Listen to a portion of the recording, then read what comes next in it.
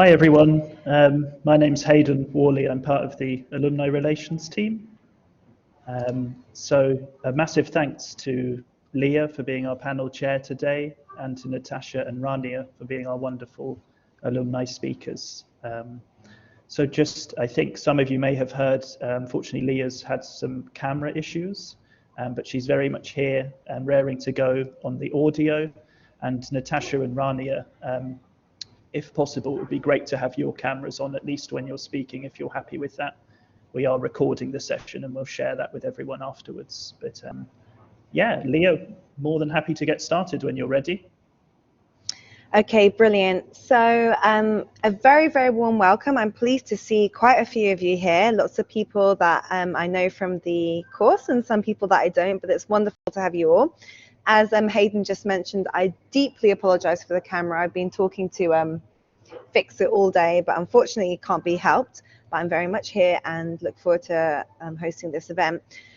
So today's event is going to be Criminology, What Comes Next alumni panel, and it's co-organized by our wonderful alumni relations team and myself, Dr. Leah Sitkin, who within Criminology.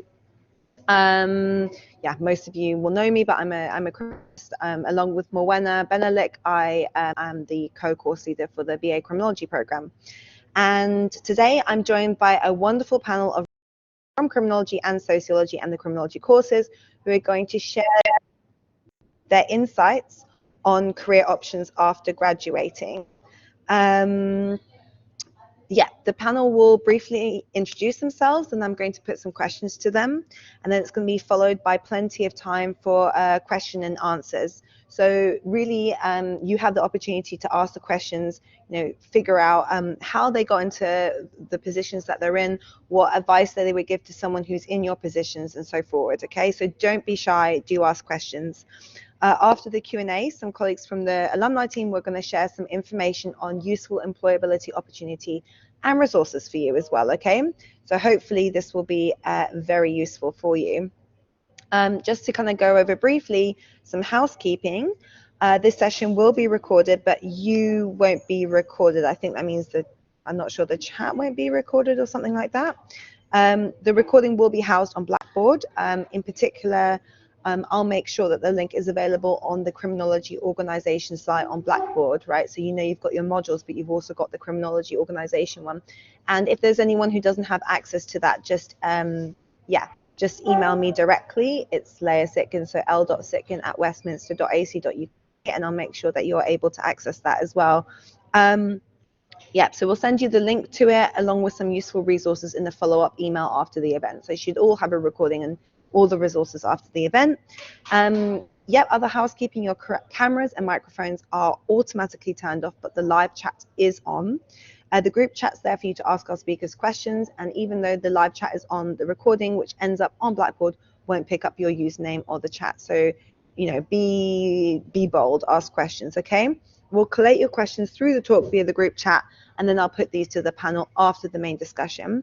And of course, please do bear with us if we experience any connection issues. You've all been doing blended learning this whole year, so you know that sometimes there's connection issues. I mean, we've already started out with a video issue, but hopefully we'll be fine, okay? Is everyone okay so far? Just put a yes if you're still with me, or if you've got any questions, or just put a yes if you're good. Okay, excellent, wonderful. Great. That lovely beep sound from Blackboard. Okay, so today we have two alumni speakers who, very excitingly, not so long ago sat in your seats and have gone on to pursue their interests in very exciting career fields. I didn't realize sort of what these speakers had gone on to do, and it's just brilliant to see how successful they've both been. So let's welcome them.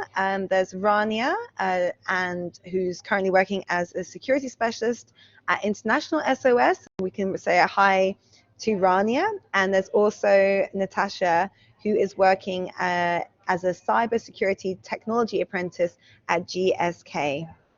So let's all just write a little welcome to them in the chat bar, just to be nice and friendly. So welcome Rania, and welcome to Natasha as well. Lovely. Okay, great.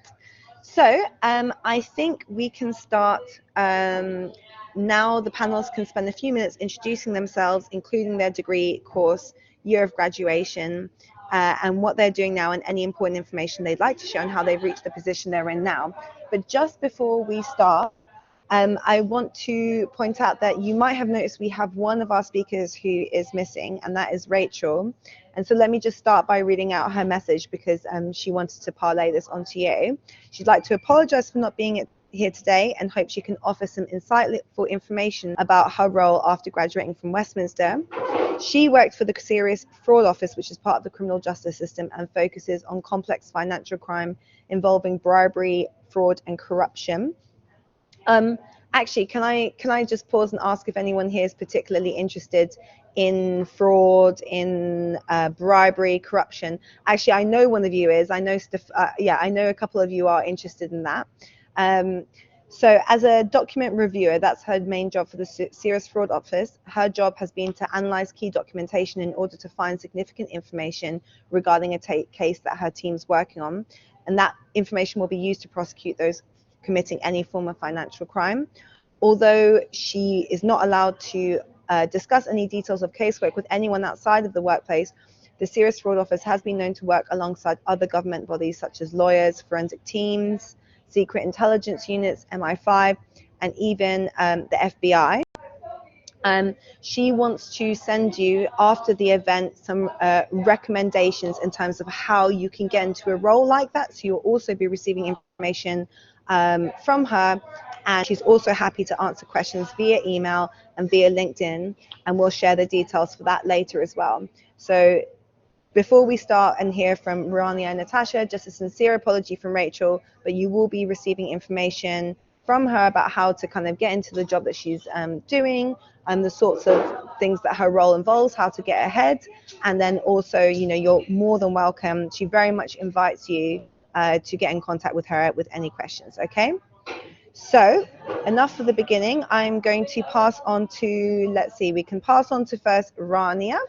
And yep, so Rania, if you can talk about your degree, course, year of graduation, what you're doing now, and any important information you'd like to share on how you've reached the position that you're in now. And yeah, so I am going to pause and pass it to Rania.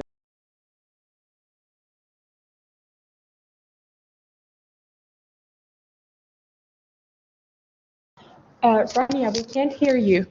Can you hear me?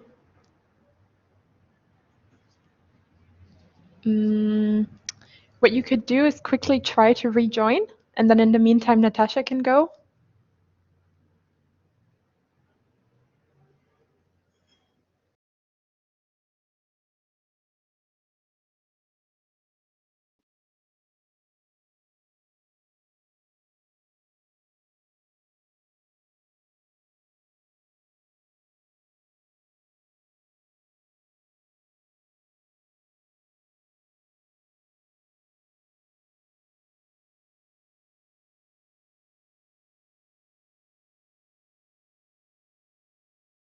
As part of the class of 2020, I graduated in criminology. So about 2 years ago now. I'm still waiting for my ceremony, so fingers crossed, hopefully soon. But I am currently a cybersecurity technologist apprentice, and it's a 2-year apprenticeship with GSK, which hopefully in 2023 I will be have a full-time role with the company. So yeah, slightly deviated from criminology as it's a more tech-based role, but still very exciting nonetheless. And I'm very excited to be on this panel, so thank you for having me.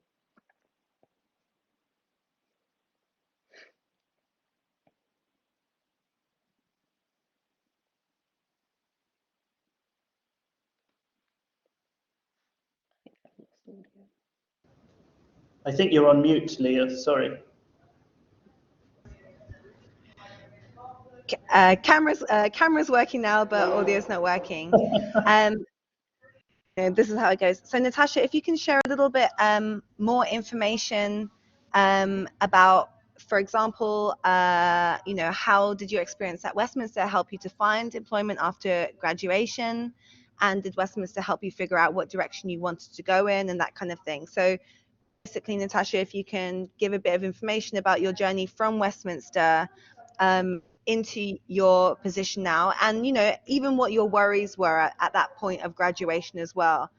What were you worried about, and did Westminster help you? How did you figure things out? Sure. So while I was at Westminster, so while I was studying, coincidentally, actually 1 month apart, I was working part-time in Tesco as a pharmacy dispensing assistant, which was really interesting and really fun. But after I graduated, it was a long journey to get to the role I'm in now. It took me about, I would say, close to a year, but I started about 6 months after I graduated. I needed a break, and COVID also hit, which didn't make things easy. But my role has sort of deviated from my degree initially because it's heavily tech-based, and it wasn't something I initially thought in going into. I really wanted to go into sort of forensic psychology or criminology. I based a lot of my optional modules on that. Unfortunately, with COVID, opportunities were sort of limited. I felt like anyway for me, but the university was very helpful. I think it's the Engage platform that we have that helps you to helps to provide sort of job opportunities and help you look. So that was sort of the first place that I came across sort of more tech-based roles, which are slightly different, and piqued my interest. The biggest thing I would say, though, that I learned from the university was perseverance and time management. I think being able to work independently and be responsible for your own work is I mean, everybody on the panel is in their second or third year, I believe, so I don't have to tell you that doing the reading, no one's going to, follow up with you. Leah's not going to call your parents or give you a detention if you haven't done the reading. So it's really up to you whether you do it or not, and it dictates your learning. So that was the biggest thing, because that relates, I think, the most into the work environment. No one's going to follow up. No one's going to push you to do anything. They're just going to expect for you to have done it before the deadline and to a standard that they would like it to be done. So I would highly recommend managing your time, and perseverance is one of the biggest things. You'll hear me talk about it a lot today, but I think it's one of the biggest things you need when applying for jobs. So I hope that answered the question. Yeah, very, very interesting. I mean, were you anxious leaving Westminster? Did you have anxieties like going? I mean, I'm not sure. I mean, I guess it would have been just before COVID hit, right? Mm-hmm. So obviously in a way that came about later, but did you have anxieties when you were leaving to, try and what you? Yes and no. So I think when COVID hit, it was my final semester at university. So it was very tough, I have to say, that final semester. And it wasn't anything to do with the university. I think it was just generally everyone was trying to figure out how we're going to still continue to learn. Everyone knows you have a dissertation in your final year as well, which isn't helpful because we couldn't go into the library, so everything was online. But that couple of months, I think from March till about May, June, in my final semester was probably the most challenging throughout my 3 years, purely because of the climate that we were in. I would say yes and no to anxieties after having graduated. I think the pure euphoria of graduating and just being super happy and being ready for the next step. But what I think sometimes you think that once you've graduated, you'll automatically get a role. And I think that's what happened with me. So I didn't actually apply for about 6 months to anything after I graduated. One, because I was working in a pharmacy and we had a small team, and I felt like the work I was doing there was very valuable in a time that everybody was stressed out and you couldn't go to the GP, so the next best place was the pharmacy. So I felt like I had a responsibility there, so I didn't really want to leave at that point. But also I needed a break. I was part-time in that role, so I felt like I need a break before I go to full-time working in what will potentially be the rest of my life. But yeah, so I was nervous, and then when I started applying, I think that's really when the anxieties kicked in. When you hear rejection after rejection, it's not a very positive environment. So you have to remember to just keep going, put your head down. If you need a break for a week or a month, even take that break, but you have to keep going. You don't stop. Is probably my advice, and eventually something will come around to that piques your interest. Did you yeah, thank you for sharing again. I mean, I recognize that journey that you've been on as well. I mean, do you mind me asking how many jobs you applied to, and whether did you find those jobs independently or through Engage? Like, how quickly did you kind of get talking to Engage? It was a little bit of both. I think before I graduated, I had a quick look around on Engage as to what was around, just to see kind of the roles that were out there and what I would need to do, or the skills and experience I would need to have to apply to those roles. So in the beginning, I think just before I graduated, I might have applied to a few, didn't get the feedback that I wanted. In terms of how many overall, I have no idea. There was quite a few. I would say probably close to 20 to 25, I think. I had a whole notebook, so I would write like, keep a list of the things, that the places I had applied to and when I was supposed to hear back, and if I didn't, because that's the other thing, you won't always hear back from them. Sometimes, it can be quite frustrating because a few months will go by and you haven't heard anything. There's still, to this day, there's some opportunities that I haven't heard from at all. So I'm not holding my breath anymore, so it's okay. But that will happen. So, you know, don't be worried. That does happen occasionally. But yeah, I would say easily a few pages worth of a notebook of like each section. So probably at 20, 25, I would say. That's me being on the lower end of the spectrum.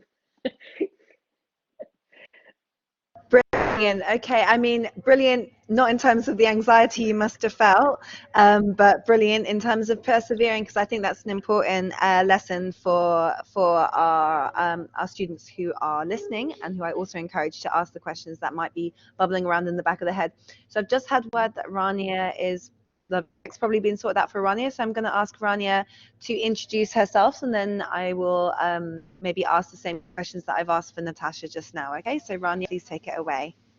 Hey Leah, hopefully you can hear me this time. Amazing, great. So thank you, and hey guys, so as you know, my name's Rania.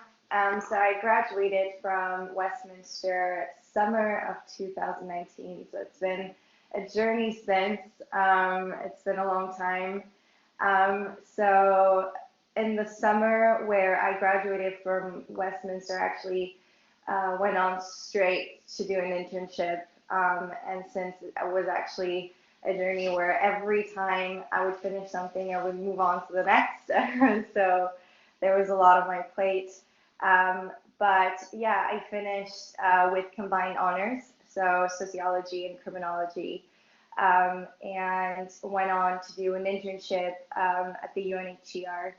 And I think that internship was kind of motivated by most of the courses I had during my time at Westminster, because I started to deviate from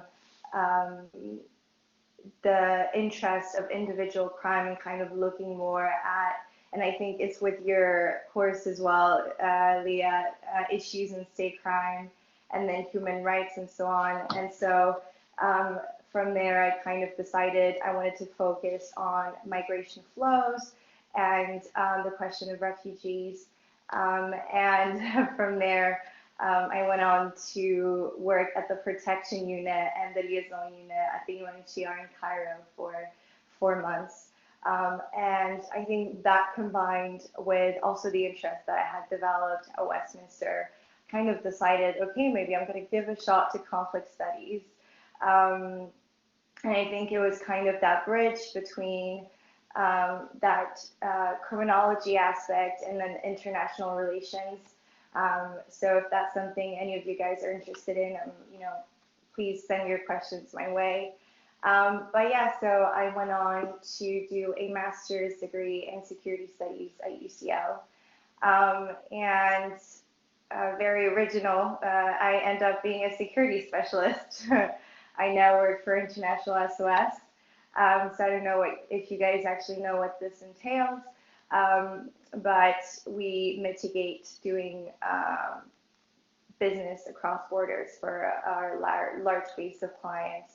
I personally cover Europe, the Maghreb, West and Central Africa, and so we kind of assess risk as geopolitical risk, and demonstrate how to mitigate it. But there's a prevention, alert, and response aspect of it, which I can go more deeply into. if that's your next question, Leah. Wow, it's really interesting. I mean, I actually kind of want your job, Rania. I'm not even joking. Both of your jobs sound really incredibly interesting. I mean, I mean, you've kind of covered it a little bit, but you know, I mean, I guess this question can be viewed in different ways, but how did your experience at Westminster help you to find employment after graduation? And, you know, figure out the direction you want to go. And you've mentioned issues in state crime, which, you know, obviously I love. And actually, I can see several of my students from that module on this call right now. But, you know, what I guess how, like, were there other things that Westminster did to prepare you? Other things you might have wished that you'd done while you were at Westminster? I don't know if you did any of their mentoring or work experience module, I can't remember. And I mean, you obviously went straight into this quite prestigious internship.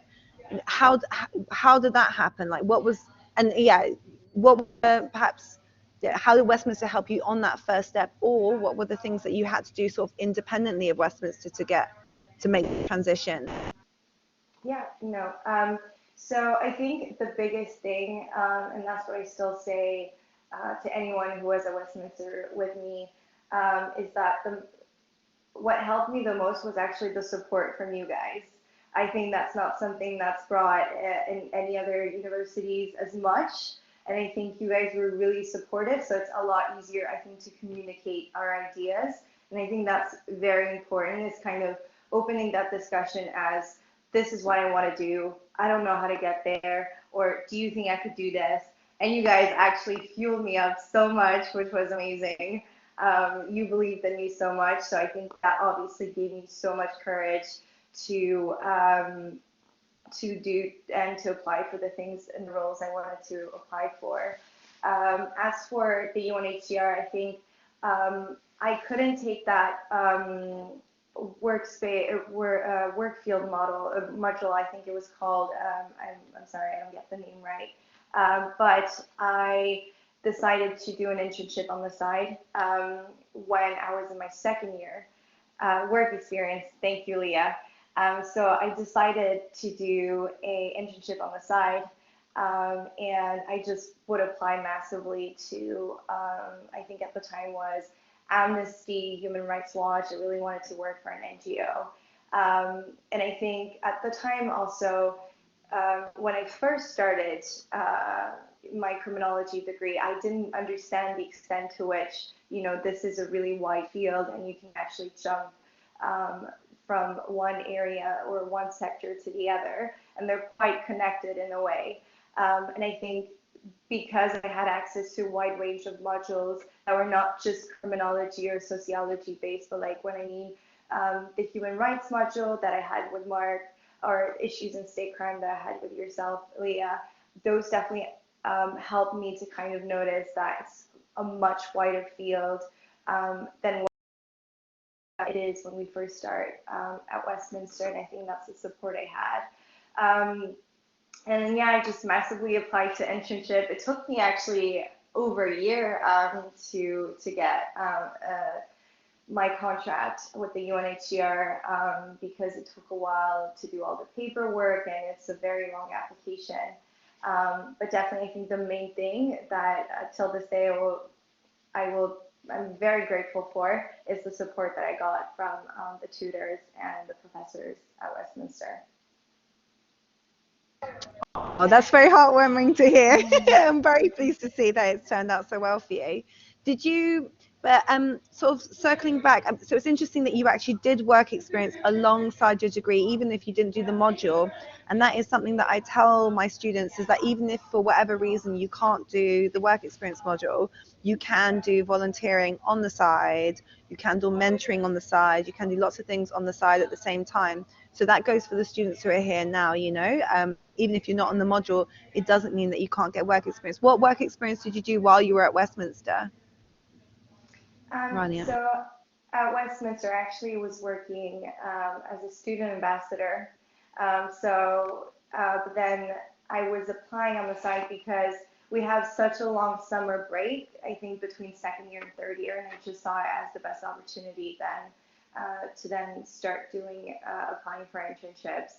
And then obviously I was also helping on the side. I mean, that project with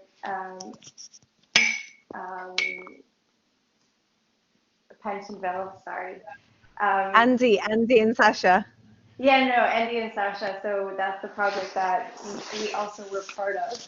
So my point is, even if you don't actually have an internship or you don't have, work experience on the side, kind of tackling those little small projects actually bring a lot to your CV, and it kind of shows also to the recruiters or HR or whatever company you want to apply to, that you actually started to develop interest for the field, and that it gives that little plus to your profile that the other candidates might not have. So I think that's also something that's really important, is kind of participating in the side projects that the university might offer. I don't know if you guys are running, new projects now, or I'm pretty sure Andy and Sasha's project is still rolling, but those are really important, I think, to develop your experience and kind of know what you actually want to get into. Yeah, we are continuing that kind of thing. We also have more research assistant roles than when you were in place, which is very useful for students going on to professional jobs. So just one more question before I open it up to both you and Natasha. Again, about anxieties and your feelings, did you have worries in terms of employment opportunities coming out of your degree, and were those matched with reality? Yeah, and I don't know if it speaks to any of the people on this call today, but I, at the time, was on a Tier 4 visa. I know if the things have changed now. So for any international students, I know it's a bit harder to kind of think, I need to find a job, I have a time limit. I think that was my biggest anxiety. Also, we do have, quite a specific field that's uncommon in a way. So I think that was my biggest anxiety, thinking, will I be able to find something that I love? Because to me, that was the most important thing. I would not have been able to work a job that I did not enjoy. And it definitely, I think, was harder to find jobs, and that anxiety did push throughout my application process. But I think, linking back to what Natasha said, perseverance is the one key to getting the job, and I think that's what helped me to push through those anxieties and find the job that I loved. Okay, brilliant. Thank you, Rania. And thank you, Alex and Ella, for putting your questions in the chat bar. We'll get to them at the end of this kind of panel discussion. I've got a few more questions to ask, but students, do please keep them coming. So opening it up now both to Natasha and Rania. So this, I wanted to kind of hone in a little bit about the COVID context. And you've both you've both mentioned COVID.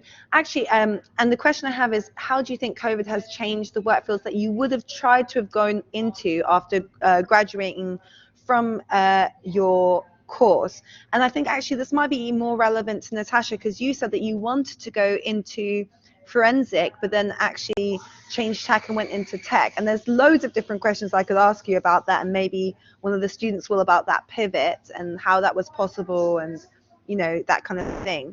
But yeah, maybe just directing to you first, you, Natasha, and then maybe Rani, if you've got any additional comments. How did COVID change sort of the workforce that you wanted to go into? Sure, yeah, so it's an interesting pivot, because anybody who knows me knows that I'm not tech savvy at all. Like, talk to me about like my job now entails servers and networks and firewalls and the whole thing, and it goes over my head. Hopefully I'm starting to pick it up a little bit now, but it's a good thing it's an apprenticeship and they didn't expect me to know it from the start. But yeah, that COVID impacted it, I think, quite a bit, because after I graduated, it had been about 6 months while we were in lockdowns, and a lot of the companies and organizations were making cutbacks. So they weren't hiring as much, people were becoming a little more redundant. Furloughs were a big thing. I think they still are a little bit now as well. So people were I felt anyway, in my experience, people were less reluctant to hire based on experience, because I didn't have any forensic psychology experience necessarily. I did do your work experience module, actually. I forgot to mention that earlier, and you were instrumental in helping me get that. But that was more in rehabilitation, that work experience. So it wasn't as much in forensic, but it was awesome. So I would highly recommend the module anyway. I think you will learn a lot, and I have to echo what Rania said. It will help you figure out, even if it's for, I think mine was for a year or 6 months, it will help you figure out, you know, where you want to go into, the areas, because criminology is so wide. You may have an idea, but when you actually start doing it, start carrying out the role, it may not be what you thought it would be in the first place. And you're not committed long term either with work experiences, so it'll give you a good idea, you know, what you enjoy. But yeah, going back to the question, so I think COVID impacted that a lot. So I couldn't necessarily get the experience I needed. And even when I applied, I would get rejection because I could see I wasn't meeting their profile, but I thought, let me give it a shot. You can't, there's no harm in just applying anyway. So I think that impacted it. In terms of my current role, I don't know how much of an impact COVID had, because once I started, COVID was a thing. So it was the norm for me. I think with tech roles, it's a lot easier to work from home. I think the only difference would be I'd be in the office Monday to Friday, 9 to 5. Now I'm at home, currently in the room you see as my office from Monday to Friday. So I think that's the only change. We're a very global company anyway, so the impact hasn't had that much of an impact, because we've got people sitting in Asia or the US. So I'm currently in weird time zones sometimes. So I think that answers the question, hopefully.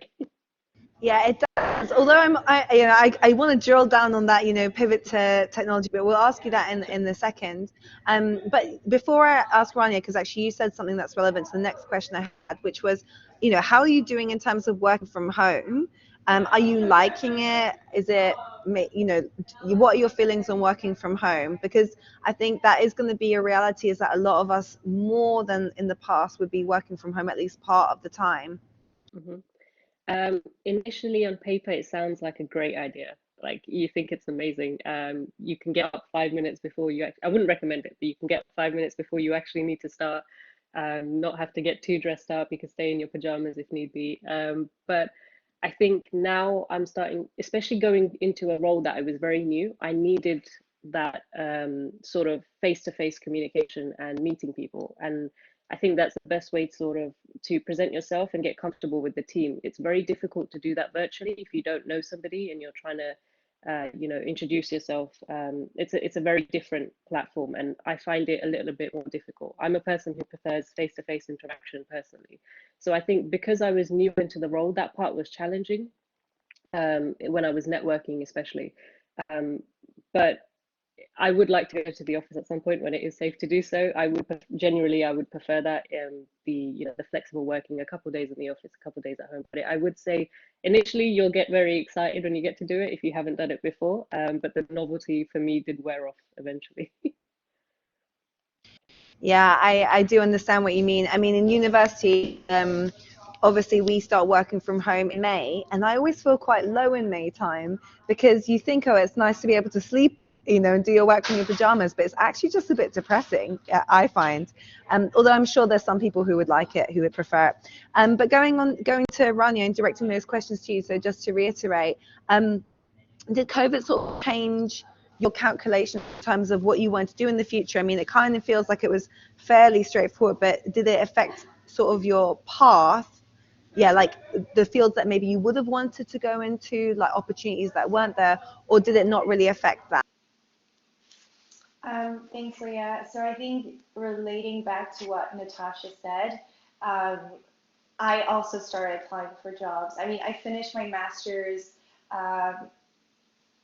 September of 2020. So that was just when the pandemic started. And a lot of jobs were not hiring at the time. You wouldn't have as much opportunities as we had now. So that was a lot harder. And I think you really had, just a couple of options, rather than a full-on scale of options, which I think, to answer your question, maybe if there were certain opportunities that are available now that that weren't available at the time. But I think for myself, I think I was lucky to find a job in the field that I wanted to work in. But it is a lot trickier when jobs are not hiring to try to find something. But hopefully that's not the case anymore.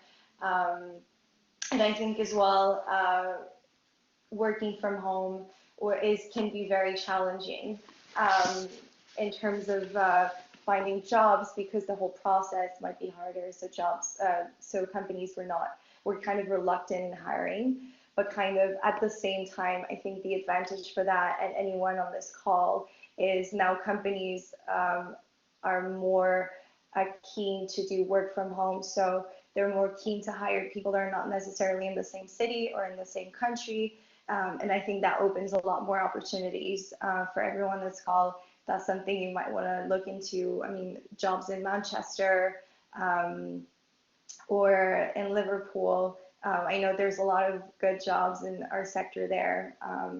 So that's something you can eventually do. Yeah, that's actually a really great point. And I don't know whether that's actually filtered through always to recruitment. I mean, I'm sure it has to like professional recruitment consultants. But that's a great tip that actually, you know, there's a negative to it, but it also opens up other opportunities for you. So I'm going to ask you both just a couple more questions, sort of that we've kind of prepared for you beforehand.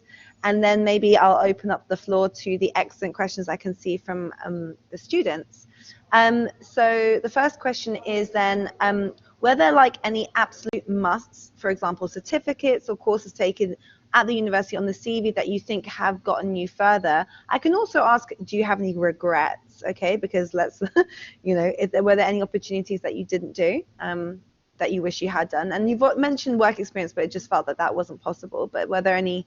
Yeah, so we'll just start with, yeah, were there any musts that you would recommend for students to have on their CVs? And yeah, either one of you can go first.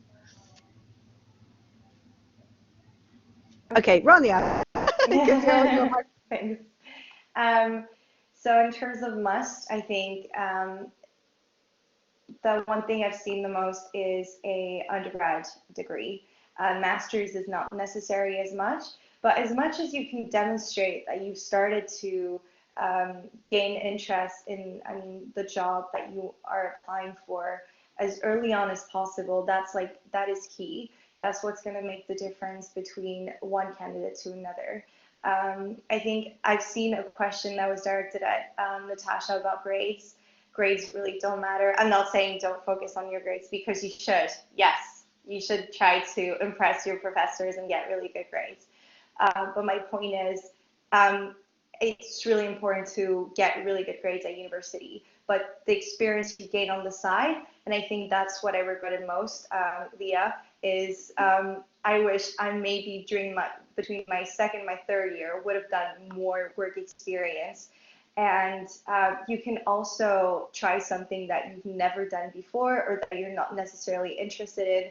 I remember at the time I had an internship offer with a private investigator, which is super cool, which I didn't end up doing. But what I mean is, if you have opportunities to do several internships and kind of try it out, I think that's the main thing that that recruiters and HR will want to see on your CV. I think that's a really good point, actually, because I think people, you know, it's important to focus on your grades. Ignore what Rania just said about not trying your best. You have to try your best to get good grades.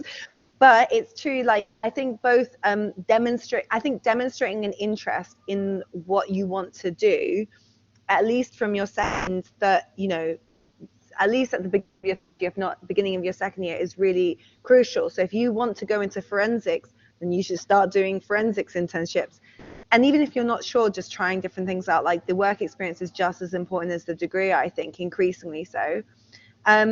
Natasha, do you have anything to add in terms of things that you did that you felt were absolutely necessary, or like regrets that you had as well in terms of opportunities you didn't? I first just have to say, Rani, how did you not take up that private investigator like internship?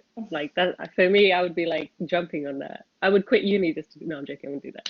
But like, that sounds really cool. But in terms of regrets, I do. I think there's, for me, one of the big things, and it's not directly related to opportunities, but I think the mentorship program that I know the university has was a big one. And it was one that I was beginning to think about more towards the end of my second year, going into my third. But at that point, I felt like it was a little too late because I was backlogged with a lot of work. You got your dissertation coming up and you're a little bit more busy with your studies. So I think that was one that I definitely wanted. And I think it would have helped me to think about the opportunities and work experience that I could have applied for in my second year for forensics, for example. Because although I was tailoring my optional modules that way, I wasn't necessarily doing the outside work to help provide the skills that I needed to get into that field. I don't think there's anything that you need specifically or that is a must, but I think anything that you have that is an opportunity available, it can't do any harm, right? It's only going to give you more skills and knowledge and experience.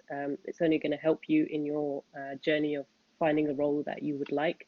So I definitely would say go for it if you have the time and you can manage your time well.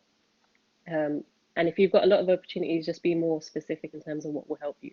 Because I know it can become a bit overwhelming when you have quite a few options to go for, and then you want to go for all of them, and then your time management has to be very good at that point.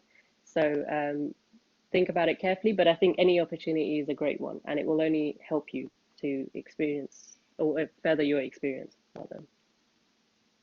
Thank you, brilliant, Natasha. That's really some good points as well. I mean, I think what's coming out in both of what you said is about tailoring and making the most of opportunities at uni. I'm the same. I didn't take advantage of all the opportunities I had. And actually mentoring is something that not as many students as we hope for apply. So students, if you're on this call or in this meeting room, I don't know what to call it, mentoring is something for you to look into, okay?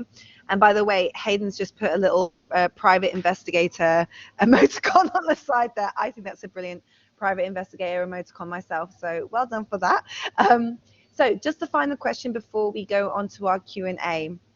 What pieces of advice do you have for students navigating their careers? So let's kind of have like your top 3 tips, okay? And yeah, anything that you've already said or any like new advice that you haven't been able to give so far in this chat, okay?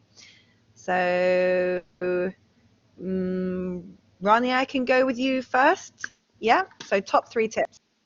Yeah, so third tip, so would be perseverance. I think that's the main one.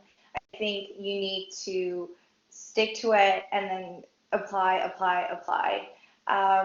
And I think a lot of people, and Natasha mentioned it earlier, will get discouraged because you'll get rejections. And sometimes even getting a rejection is the best thing you can get because some companies will not even get back to you. So I think do not get discouraged. There's a lot of people out there applying for jobs, but as long as you set your eyes on what you want to get, I think that's the main thing. So that would be my third tip. My second tip would be to always be alert. I think from even your second or third year, start to kind of look into the different fields that you might be interested in. I'm not saying start applying for jobs directly or be 100% involved in the application process. I'm just saying maybe kind of start looking at, oh, this might be interesting, or I might want to talk about this, because whilst you're still at university, you have the opportunity to still talk to some of your tutors and kind of discuss, this is what I'm interested in, what do you think? So say Leah is your tutor. Is that how you call it? I mean, in level 6, you must remember it's the supervisor. Supervisor, I'll be the sorry. Lecturer is, well, yeah, lecturers. Sorry about that. So your supervisor with who you can actually talk about your career aspirations and what you want to do, and I think that's really important. And the number one tip, and that's something I cannot stress enough, and I think that's what got me everything till this day, is communication and network. That is the best thing you can do for yourself. The way I got my job is contacting 1,000,001 people on LinkedIn and asking them, hi, hello, can I take 15 minutes of your time to have a call and to discuss this role that I'm interested in? And same for my internships. I would look into it a very long time, and then I would just contact anyone that I could find who would work in the company that could give me tips. And it kind of gives you visibility in the company when it comes to making the difference with another candidate. Brilliant tips. In fact, actually, so you contacting people on LinkedIn? You would just sort of cold call them? Yeah. Yeah, exactly. So people you didn't know. Oh, okay, excellent tip. Just to add on, it's important. So you also said, okay, it's start looking at uni. But I just want to point out as well that our careers and employability service is available to students after you graduate as well. It's harder because you're seeing us all the time. You're not coming into uni, but you know, I'm available by email as well after you graduate. I'm going to get bloody loads of emails about this in the future, but you know, we are available after you graduate, and the career service I think is available to you for 3 years. So you have all those services post graduation. But I think the earlier you can start, like Rania said, the better. And Natasha, your top 3 tips, and then we'll open it up to the students. I think I will echo pretty much most of what Rania said. The cold calling, I was actually getting to that stage in my job hunting, I guess, if you will. But luckily I found the role before I did, because I literally started adding people on LinkedIn that I thought I could reach out to. So that I would definitely recommend, but I never got a chance to try. I think my order will be slightly different. I think in number 3, I would probably say know your interests as well as your strengths. So what are you interested in? So you can make that your sole focus and go into that area and look specifically in that area. Because what will happen is, and I know it happened with me, when you receive rejection on rejection, you start widening your pool. And you start, well, I did anyway, and you start looking for things that you never even considered and you don't really want to, but you're thinking, maybe that's a good company, let me just get my foot in the door, which can work. I'm not saying that's a bad idea, but I'm saying if you're very focused and know what you want, know your interests as well as your strengths, because you know the skills and knowledge that you have and the ones that you lack for that role, and therefore can look for opportunities to build that. And I think the second one I would say, and this was something Leah taught me when I was doing the work experience module, is don't sell yourself short. I tended to do that quite a bit, but you have a wealth of knowledge and skills, even simple things like time management, meeting your deadlines for your essays. It sounds basic because you're doing it on a regular basis, but it's really not. You have to manage your time, you have to plan. So don't sell yourself short when you're applying for these roles. And the first one, sorry, that I would say is, for me, was the most important, is perseverance. Like Rania said, you need to just keep going. If it feels like it gets a bit too much or you get in a negative headspace, take a break. For a week, a month, it doesn't matter, take a break.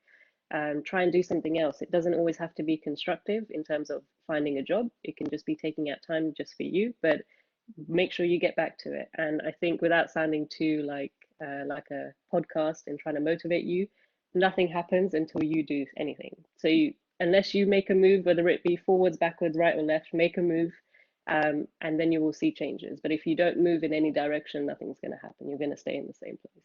So that's my philosophical mentoring advice for you. I would definitely watch that podcast. Okay, so that is brilliant. No, thank you so much, Natasha. And yeah, I think it's really important to remind everyone that they do have skills. Even obviously, we're telling you get as much experience as possible, but also all of you will have these kind of soft skills and hard skills that you'll have gained just implicitly as part of the degree. So you all have a lot to offer, but it's not necessarily going to be an easy journey, so you have to keep going. Yeah. Okay. So I'm going to thank our panelists for this section, and it's just wonderful to see you and see you succeed. Like, there's a part of me that's getting very soppy. I'm just very, very proud of you both. Okay. But we're going to move on to our Q&A session. And by the way, that's the noise of a latte being made for me. So apologies for that noise. Right, so we're going to have time for a Q&A session, and I can see lots of questions have been posted, but do feel free to keep on doing that. And I think I'm going to just start by scrolling all the way up to Ella's question. Okay, I think that was the first one. And so I think Rani is having connection issues possibly. So I'm going to ask Natasha this question, and then maybe we can hear from Rani in a second. And I think actually, Ella, you posted this when Natasha was speaking. Is your job entry level, and did you receive much training of entry? And I think that's particularly actually pertinent to you because obviously you've moved into tech, and you know, like it's like you don't have a computer science degree. Like how did that work? It's an interesting story. I'll tell it really briefly before I answer your question, Lessa. Thank you for the question anyway. But I remember one day I had my LinkedIn notifications on, and it must have been the weekend, and I got a ping from LinkedIn. There's these new job roles. Have a look, see if you want to apply. I looked at it, and nothing really tickled my fancy. It wasn't anything I was into, and I remember getting frustrated. And I was like, this has been like a few months, maybe 4 or 5 months I'd been applying. So I literally Googled, what can you do with a criminology degree? I thought, let me just see what's out there. I literally put that in Google and I said, let me see what I can do. And I think it was on the Prospects website. I looked at it and literally right at the bottom was that opportunity for GSK. They had an apprenticeship for cybersecurity. Initially, I didn't realize it was going to be a tech role. It wasn't until I actually started applying that I realized how tech-based it would be. But my role primarily is risk management. So I do need to know the tech stuff, but it's mostly about managing the risk of our sites. So, but yeah, that was a long process as well, applying for it because it's an apprenticeship. It's not just give your CV, come for an interview, and we'll decide. It was give your CV, we'll see, you have to pass these numerous tests and then have I've forgotten what they call it, but a whole half a day where they test your knowledge and the way you think. But yes, it was an entry role. It's a 2-year apprenticeship, so I'm only 5-6 months in now. So I'm still learning. I have essentially, if you want to call it a lecture, once a week for 2 hours where they teach me the content. It's an external company.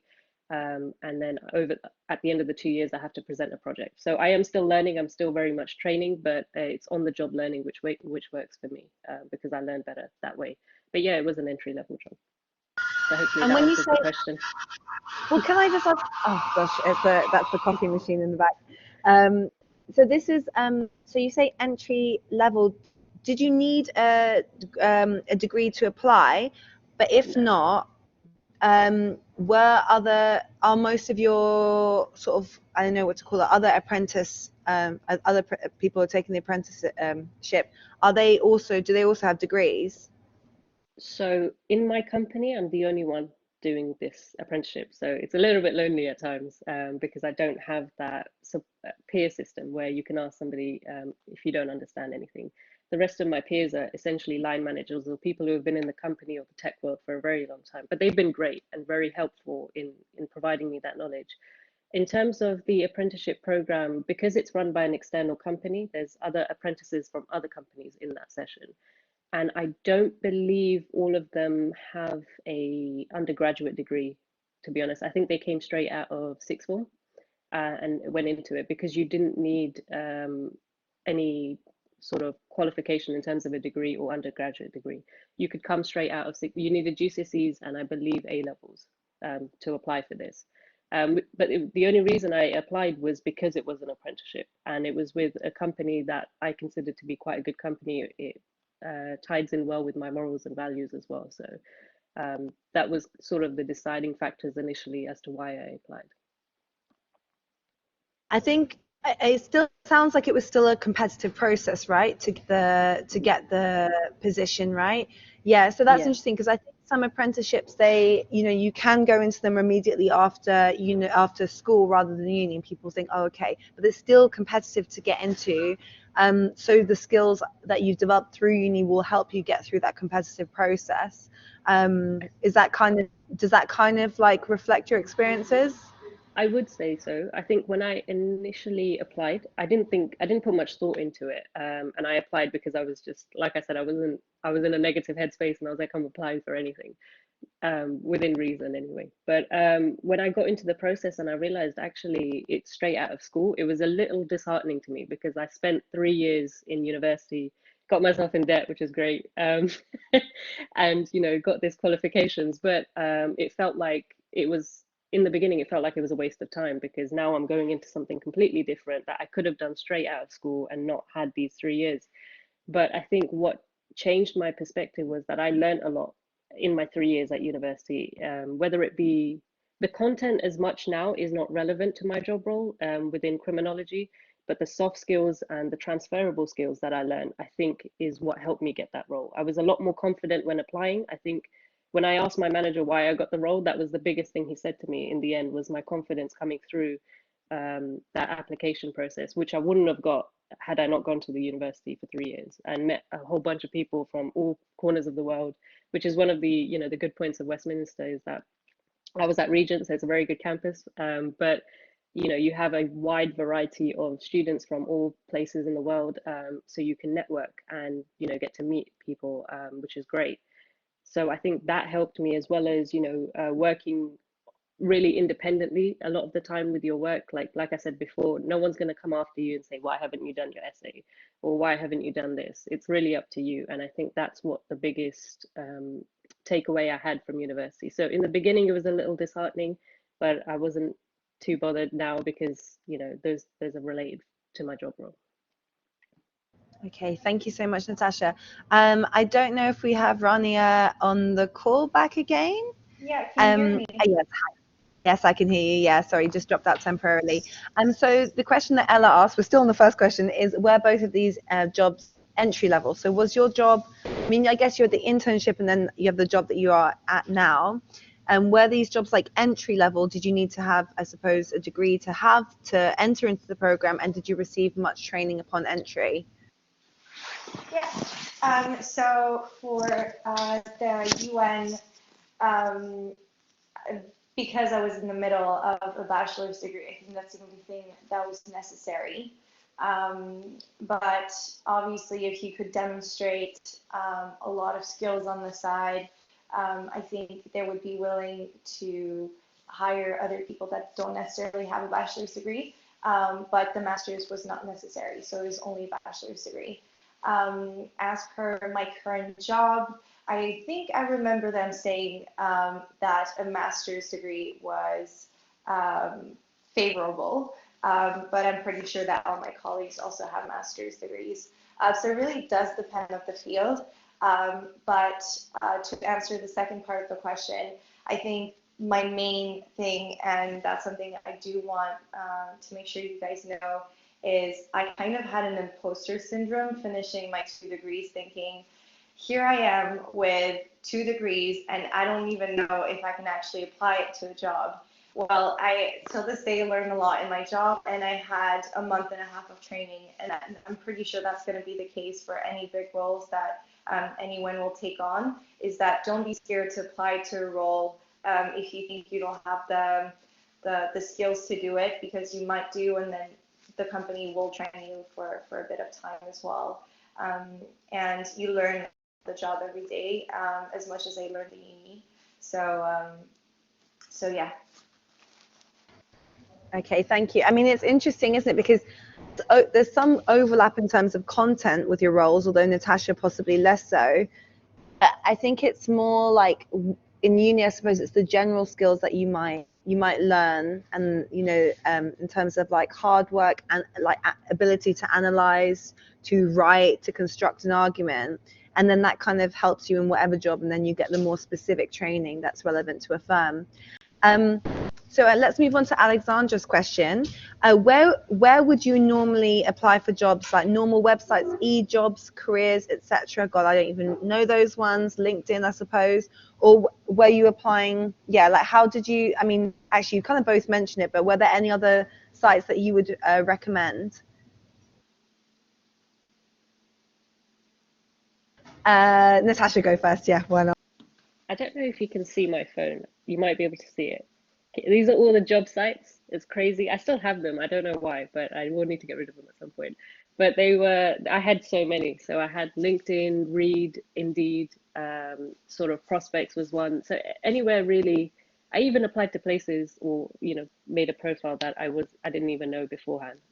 But really anywhere that I found that was a legitimate place. And I also did which I would recommend, is if you have a organization in mind, or you have a specific role or sector in mind, through specifically through LinkedIn, you can either follow those people or those organizations and see their updates regularly on their websites, or like I said, through LinkedIn, which is incredibly helpful.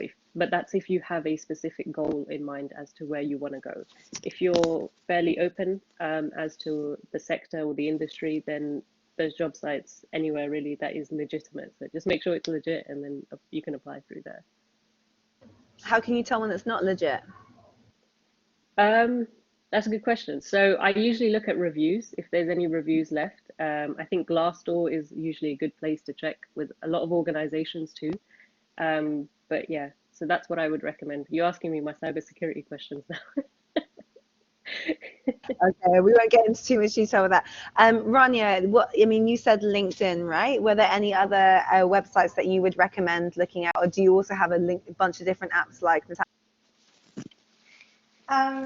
For my part, I think LinkedIn and Indeed both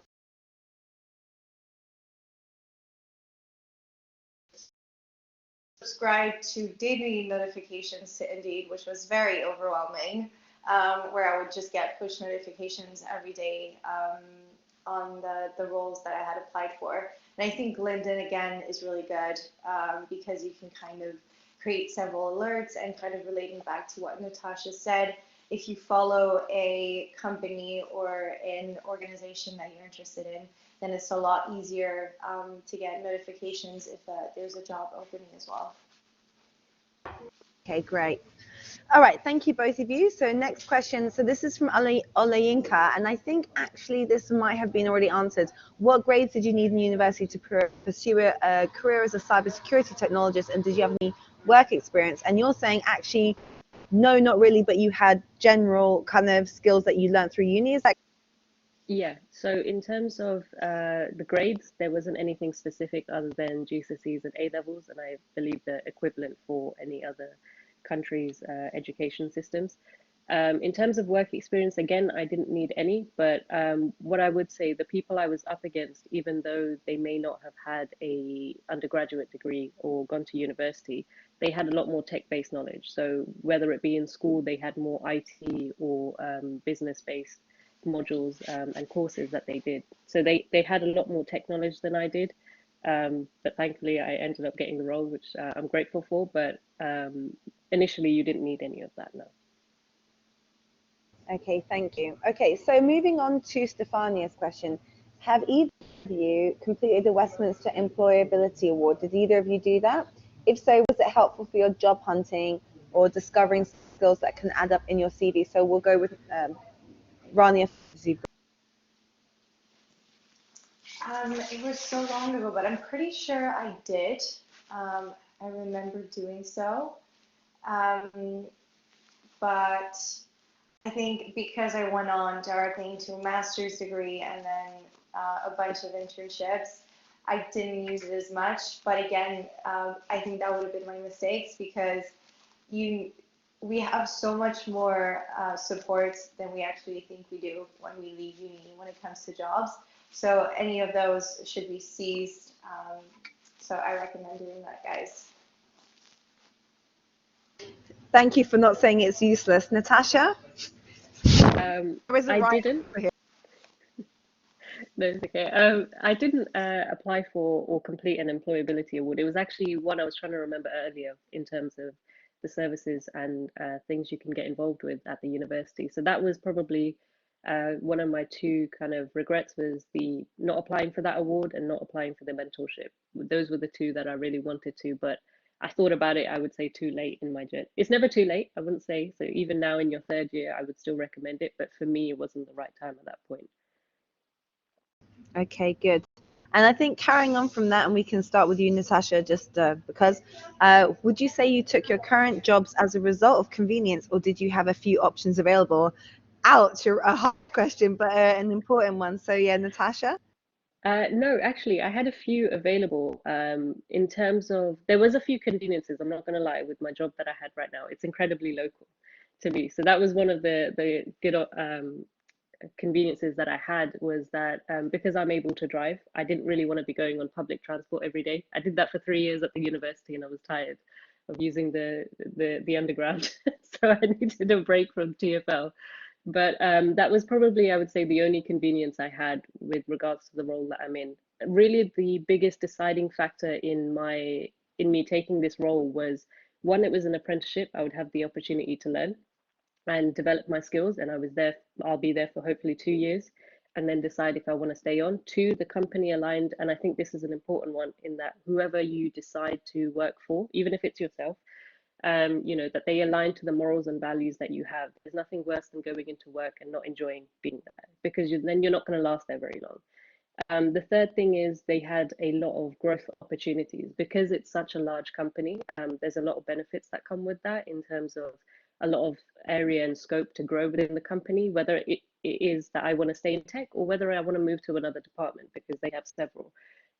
So that was probably those were probably the deciding factors for me, as well as tech being a forever growing industry. So it's always changing.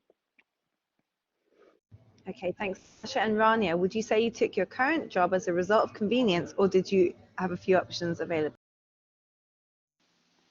Yeah, so for my part, I think I stressed that earlier. I was very much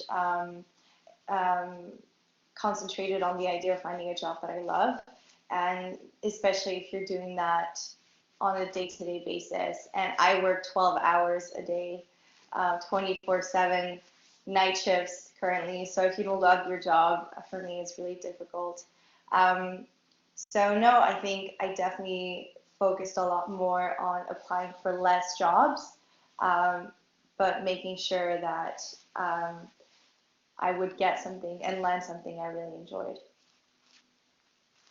I think what's coming out, but it's important to have a job that you love, because you're going to be doing it every day. You don't want to be bored out of your mind or undermining your own values even, that's awful. So question, Maria Gabriela, what are the specific skills that you learned in your undergraduate career, and how did these apply to your job? So we can go with Rania first. So specific skills that you learned, and how did these apply to your job?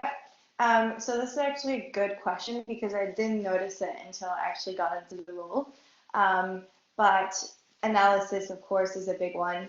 But the way we're going to write is getting yourself used to structure, writing skills, house style, terminology. That's really important. I still, to this day in my job, even if I'm in security, use a lot of the keywords that we would use in criminology. So that obviously the mindset, learning how to think, and all of that, I think all of those soft skills are the ones that you're going to take on to the job, and that are going to be the most important. Thank you, Rania. And Natasha? Yeah, no, I would definitely echo everything Rania said. The only thing I would add would be meeting deadlines would be incredibly important.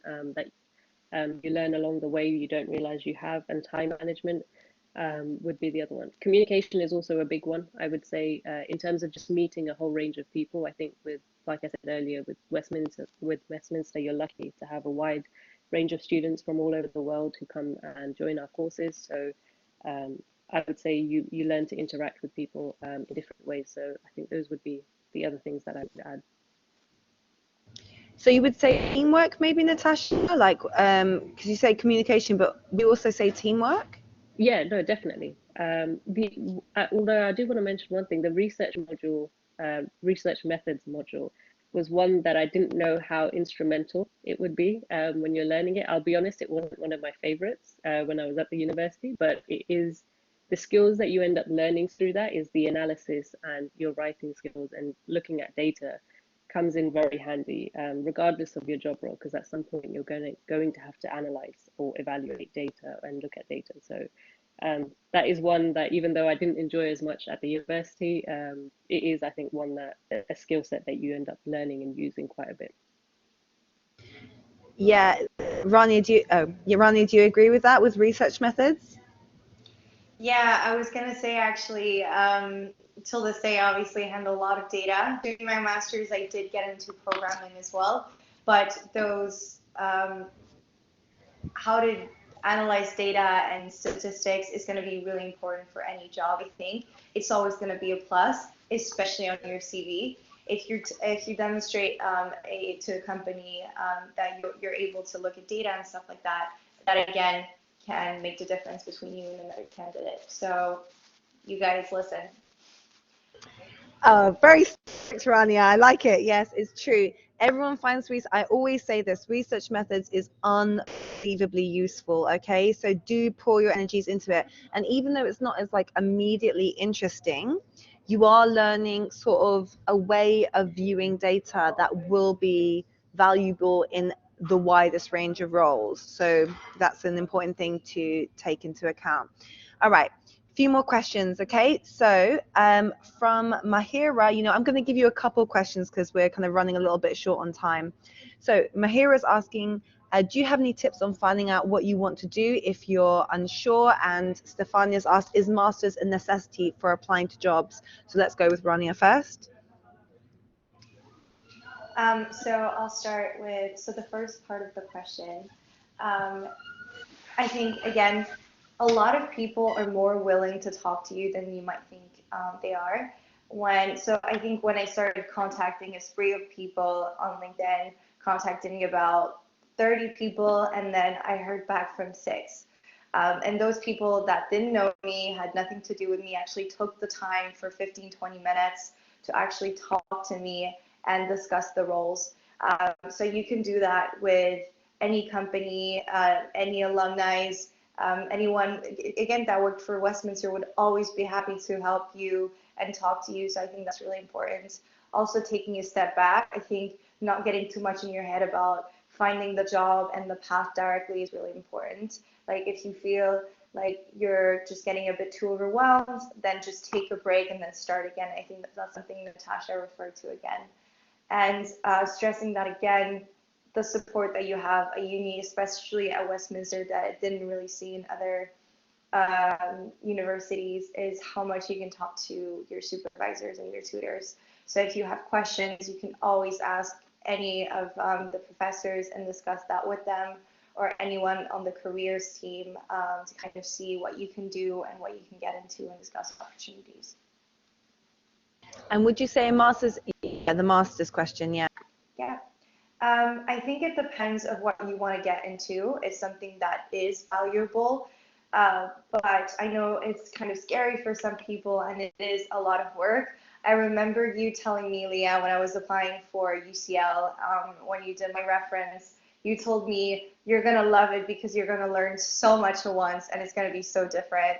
And it's true. I mean, if you really want to learn, it is important because it helps you to kind of get more into a niche field and get more skills into the field, and more of an idea of what you want to get into. But at the same time, I know a lot of companies don't require it.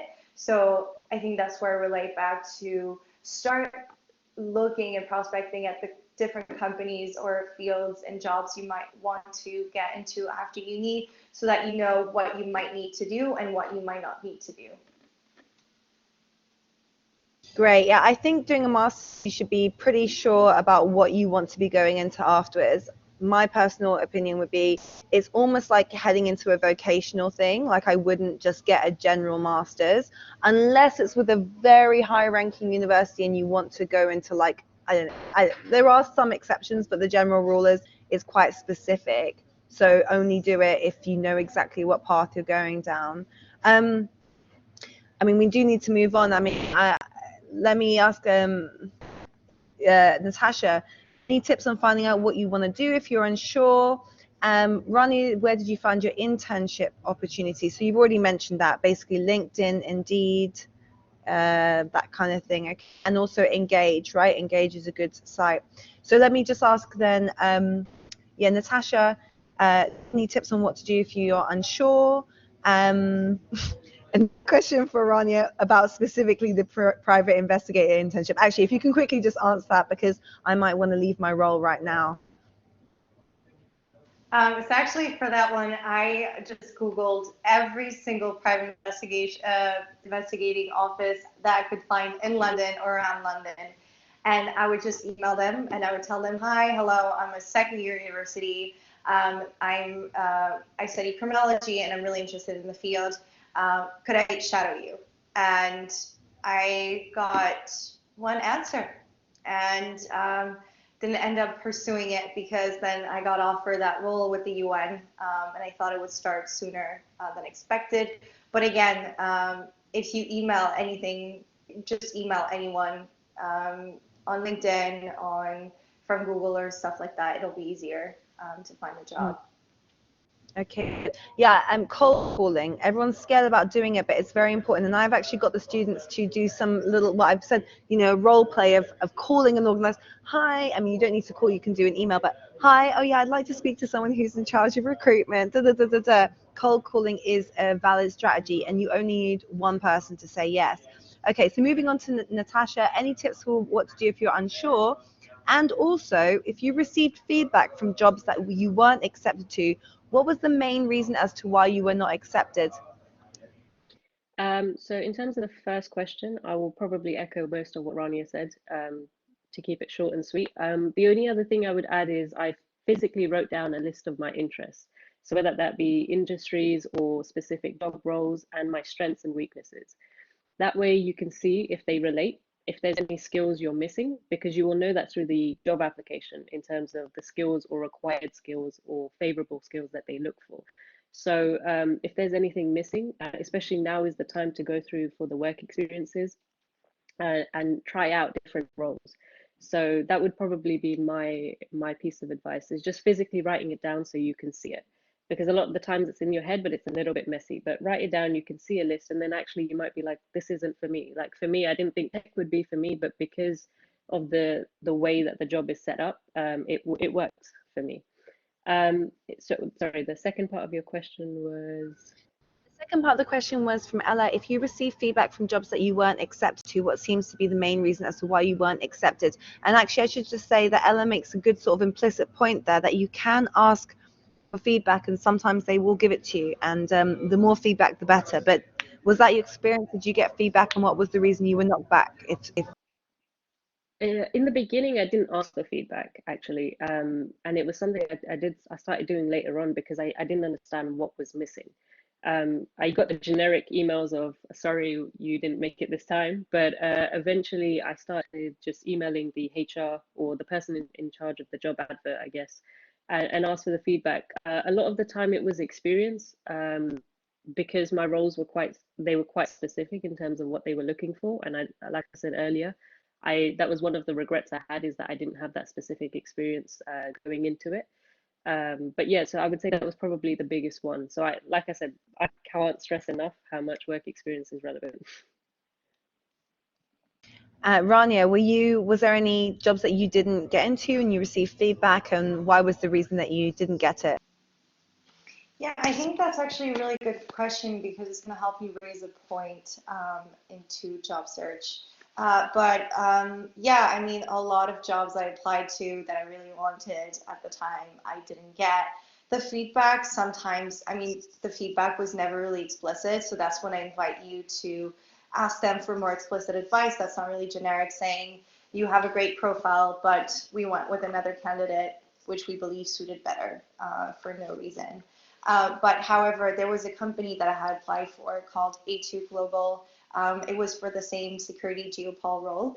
And they came back to me with very detailed feedback, saying that they believe I needed a little bit more experience before I could take on a role. So that's when I asked them whether they offered internship opportunities straight away. And they put me, they liaised me with the London office, and then I started shortly an internship with them. So again, you can actually get really nice opportunities from that, or nice feedback. I mean, no feedback is bad actually, but always push through if you feel like you didn't get a good answer, and you can use that opportunity to actually get another opportunity like I did with the internships. That's great points. I really, really do emphasize that thing about getting feedback, and it appears both of you it's just experience, so that also feeds into this, you need to get experience before you leave. So there's kind of two questions that are quite similar here from Andra, and okay, Oh gosh, there's so many good questions. All right, I'm going to ask a couple more questions. How long did the process start? Do you think that you should start applying immediately? And I can also, yeah, advantages, disadvantages to taking time out before graduating, and information about pay rate and greater responsibility and promotions. That's like cheeky. I'm asking 4 questions in one there, but just so that we can get as much covered. Okay, so would you recommend starting now? Did you are there any advantages, disadvantages taking time out? Are your jobs well paid, and do you have opportunities? Okay, so Rania and then Natasha, and then I think that's all we have time. Yeah, so sorry, what was the first part of the question, Leah? That's a bit cheeky. That was a 4-part question. Do you think you should, how far in advance do you think you want to start applying? I think you basically already said you start immediately, right? Yeah, so but then I think it's really much about how you feel. Don't feel pressured to start applying directly. When you feel like you're in the right headspace, you can have a slow start. I personally had a slow start. So I handed my dissertation September 2020, and then start slowly in August applying to 1 or 2 jobs, like once every 2 or 3 weeks, and then went on to do like massive applications, and always be really focused on it. It took me, actually contacted people on LinkedIn for International SOS in December and got the job in March. So it took me 2-3 months to apply, but also the clock was ticking for me for visas. I think I gave it my 200%. So don't pressure yourself so much into getting a job. Obviously it's important, but mental health comes first. And then the second part of the question was, sorry, Leah. To do this quickly because we have to wrap up, but taking time out, I suppose you've actually kind of implicitly said that if people do need to take time out for their mental health or just kind of chilling out a little bit, that's fine. Yeah. And then there's a couple just questions about like growing. Do you feel like your job offers you opportunities to grow? And we won't ask any information too specifically about pay rate, but is the pay like okay in your kind of chosen role? Yeah. So for growing in the company, I think any company could potentially give you offers to grow in it. Depends what you're looking into. I personally might be moving on from my company after I finish as a security specialist, just because I'm interested in the analysis part, and any jobs above might not suit my my field. And also I'm interested in looking at different opportunities, so that's something you can also look into. As for pay, I think I'm quite well paid for compared to my entourage, so compared to people around me. I think it's going to be a bit shocking, especially if you decide to go with a master's degree, to see, you know, how because of competitions, and I think that's something that comes out a lot on LinkedIn that you'll come across, that people are not as well paid and they're asked for a lot of experience, but don't get discouraged. I think the first job is as you take it, and then there will always be opportunities to get better opportunities with time and better pay as you're growing the company. Yeah, I think that's a great point. It's about getting that first job, and then you can move on as well. Natasha, final comments, I mean, in terms of when we should apply, is it okay to take time out, and like the conditions at your work in terms of pay and promotion opportunities? So I'll keep it short. In terms of the questions, I probably echo a lot of what Rania said. It's really up to you. I personally needed a mental break because COVID had just hit in my final semester, so it was a very difficult time, I think, for everybody in general. So I needed a bit of a break before I started applying. That doesn't mean to say I stopped completely. I still kept my eye out and had things, but I wasn't fully into the job hunting process. If I saw something, I would apply and give it my 100%, but it wasn't something I was doing every day. So it depends on yourself, and I wouldn't put any pressure on whenever you're ready to start. And it also depends on if you know what you want to do. So I think that helps in how quickly you start applying. If you don't know what you want to do, then you might take some time out just to figure it out. but really it depends on the individual. In terms of, I think it was growth within the company, I think it's important. It's something, two pieces of advice when you're applying. If you get to an interview stage, that's one question I would ask, is growth within the company and organization. The second one, which I didn't realize is an important question, is the culture of the company. And that way you get to understand how the company is and if you would fit in with that role and your personality matches with those around you. Because like I said, you want to love what you do, and that's the only way you'll be good at it. In terms of the finances question, I think it's important to sort of have, I mean, I had a ballpark in terms of how much I was looking to earn, or the jobs that I was applying to, whether they match that. It's okay to drop below that, but it has to, for me, it had to be a really like good role and something that I could see myself being there for a long time and see progression in. So there's no harm in knowing sort of what your sort of, I don't want to say price tag, but what you're looking for in terms of, you know, because finances is important as well. But yeah, you can research in terms of similar roles and how much people are earning within that job level as well. But yeah, it's okay to have I would say have an idea of how much you are looking to earn, and then it really depends on the role. Hopefully I answered that as quickly and as succinctly as possible. Also, I just wanted to say, feel free to reach out on LinkedIn if you have more questions, or my email you can take, and I'll be happy to get back, because I know there's a lot more questions on here. Yeah, and I mean, there are so many more questions, but yeah, we are running out of time. I would personally love to hear more and more, but I think some really important themes come up about, you know, essentially it's going to take a while. It might take a while to get a job. It's a process. Don't stress yourself too hard out during that process. You'll get to where you're going. And yeah, once again, thank you so much to our wonderful panelists, of whom I could not be more proud, to both of you.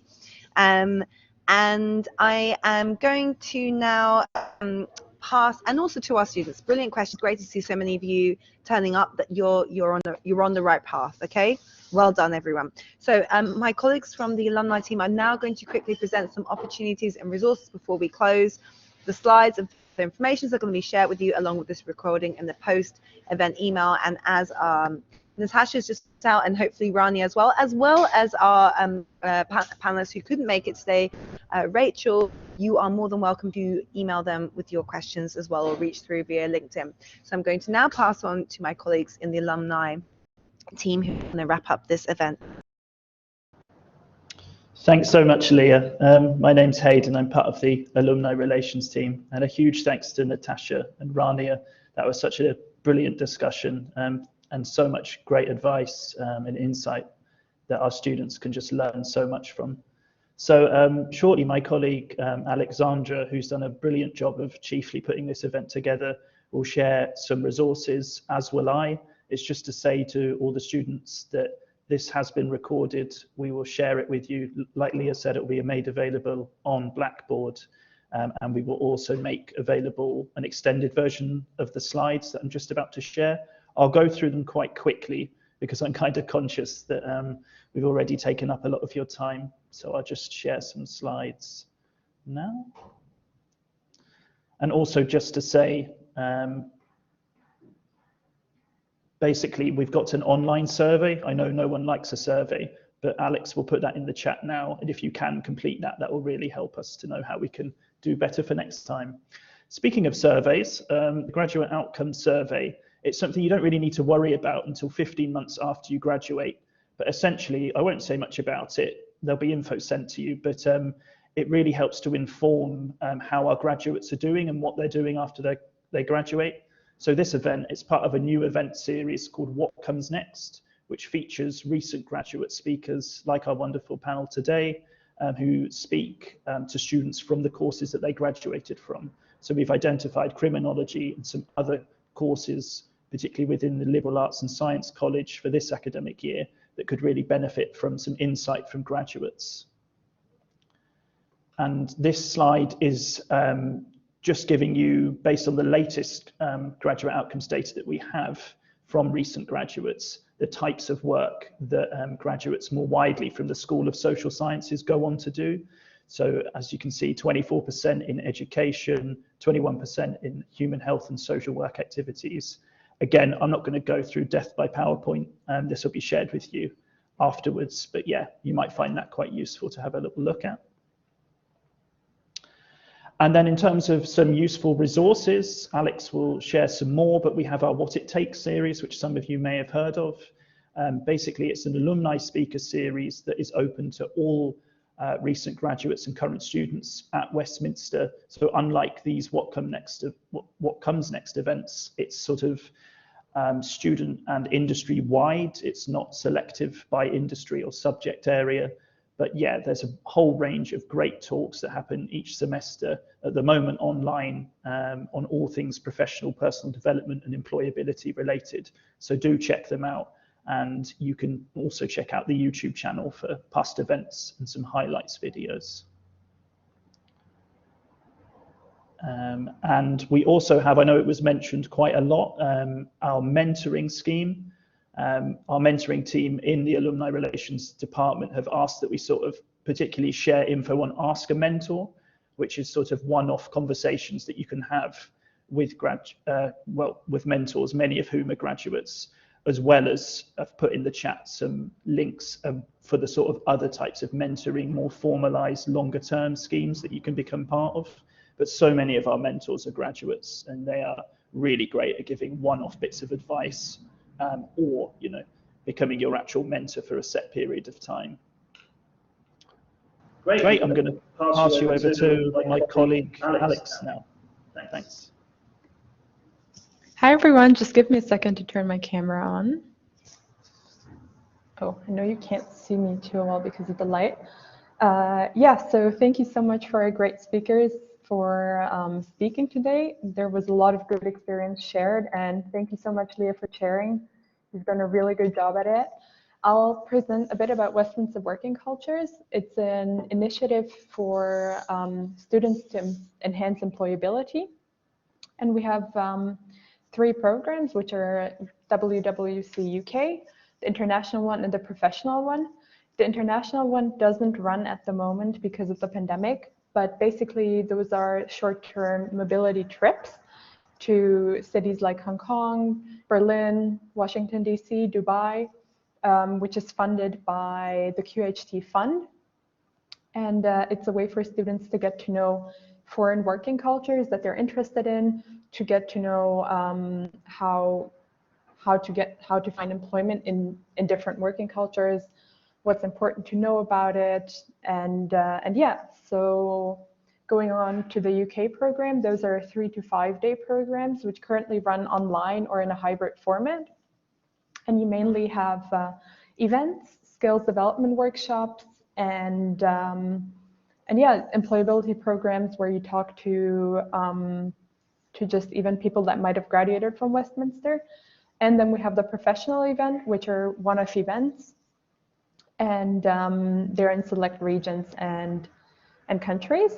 And going on to Engage, which I think Leah has mentioned briefly, it's our university's employability and events platform, where you can mainly, so there's a lot of skills development opportunities. You can book careers consultations, you can do mock interviews with our careers team, which is and will be open to you for 3 years after you graduate. And yeah, you can even look for jobs, you can find events. There's a lot of events that are good for your personal and for your professional development. So I'd encourage you to check it out. And lastly, we have the Employability Award, which is an initiative to support you and your career by recognizing the extracurricular activities you've done throughout your degree. It closes on the 1st of May, unfortunately, but you still have time to do a lot of things. You'll get rewarded with an award that you can share on your LinkedIn. And there's lots of benefits to it. So you can develop your skills, you can enhance your degree, you will get job ready, and there's also financial prizes for the highest achievers.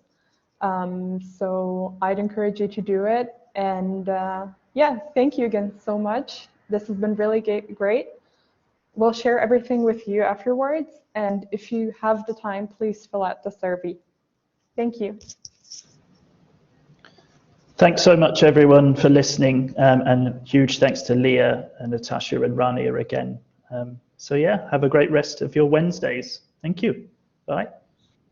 Thank you very much, Hayden. Thank you, everyone. Thank you, Rania. Thank you, Natasha. Bye, everyone.